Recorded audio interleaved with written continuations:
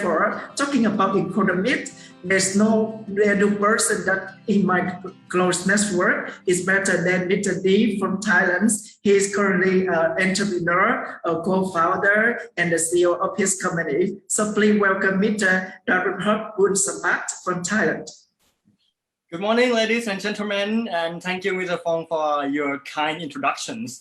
So it is very, very lucky that I'm not here today to talk about the politics, because it's going to be a very long story. As you may know, that now Thailand, my country, is now facing some kind of a political unrest, and that's also a part of the movement by youth power. Anyway, so as I'm a business entrepreneur, so my topic that I would like to share here is ASEAN Economic Community, or AEC.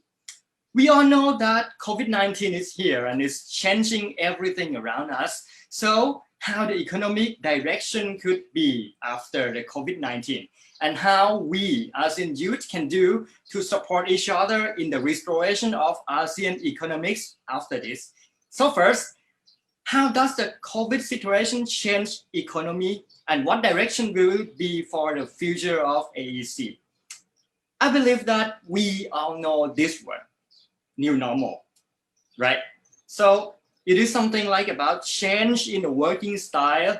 Recently, we start to get used to with something like work from home, remote job. But before this, we never imagined about this before. Like students study from home, and we work from home, everything we using online technologies. And also many companies, including mine, we adapting ourselves to something like a remote job, that we start to hire people and they work from their home. So this creates a benefit for both sides. They don't have to come to the office, so they have more freedom for themselves to think, to create their contents or something. And we also can save a lot for our side, as we are someone who hire them. We also save a lot. So this is a benefit for both sides. This is something that I could say that is a part of change that affected by COVID, and digital economy is coming sooner than we have ever expected.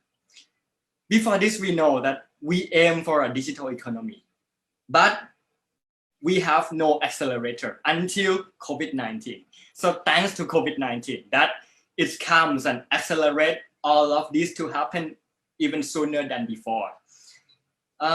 Everything turns online like never before, including these events. Like last night, I chat with Mr. Fong, and he also said that this is the very first time for this event to be online. Yeah, we turned from the offline event before for long until now that we are on online. And why? Yeah, maybe because of the COVID. So that's it. Social media also a very big part of change, like what we have just talked about it earlier. So it turns everyone into a content creator. Like we have a YouTube, we have Facebook, we have TikToks, just like that. So it turns everyone into a content creator. Before this, we might watch a lot of medias based on the main key medias like TV channel or something, that now we have YouTubes. Everyone can make a movement as an influencer, just like never before as well.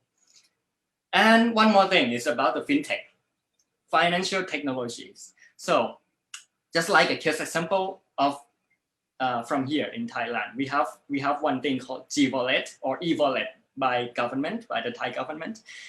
Before this, we might think about if we use an e-money to use in case if we're gonna wanna buy something, but there are so many obstacles to make it happen for real. So many people may not get used to with it because it's something that we need to learn. Everything is a new thing.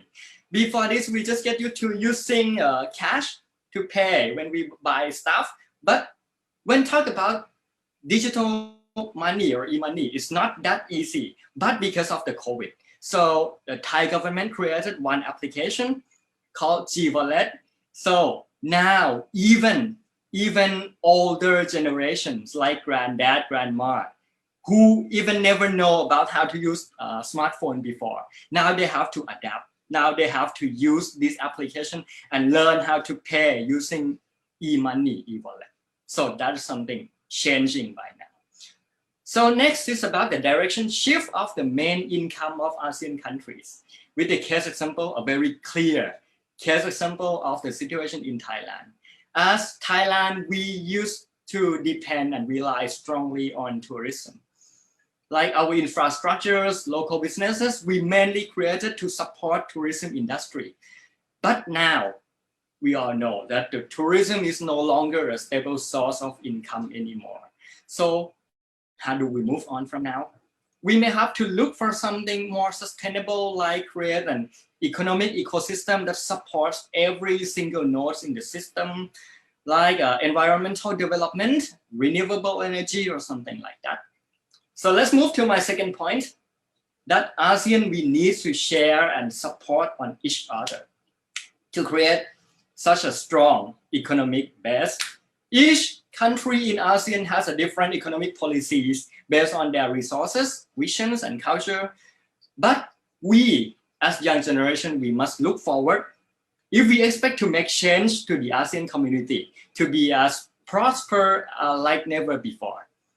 You know, right, that it's been a half of the century that we talk about the concept of becoming one in ASEAN community. Is it really successful? After 50 something years, is it really successful? I have to say it here, from my point of view, from my perspective, not really. So how and why? Yes, if we want to make a change, we need to change the way how we do, how we take an action. Then we must choose to move forward with a new way, new attitude to create a new future for all of us in the society of tomorrow. In example, how do we mostly learn about ASEAN earlier? I don't know about in your countries, but here is what happens in Thailand. In school, to promote the concept of ASEAN to students, we teach about greetings. Mabuhay, Mingalabar, Xin Chào, Salamat, Sabaydi, Shomrep Sur, Salam Alaikum, or whatever. And how people from each other wear as a traditional costume. And yeah, something like that, a landmark of each country. Where is the tradition, like what is about that? Something like that, very simple like that. So, okay, that's something good, but seems that it's not enough. So we need something deeper.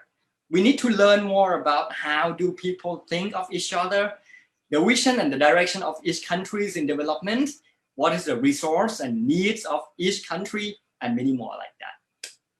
When we talk about all of us, without boundaries, without the nationalities, we all are human beings. We share the same basic needs, so that's what we should be trying to open our mind and learn about such an opportunity. That would be more meaningful and helpful in making such a strong and peaceful economic community in the future. So yeah, last point is that just remember this. We, the ASEAN youth, are the true change makers. I strongly believe that we can do it and we need to go for it from now on. So let me emphasize this again. If not now, when? And if not you, who? That's all from me today, and see you in a better society. Thank you very much. Open road, but it's still dark. Build a fire from a spark and shine.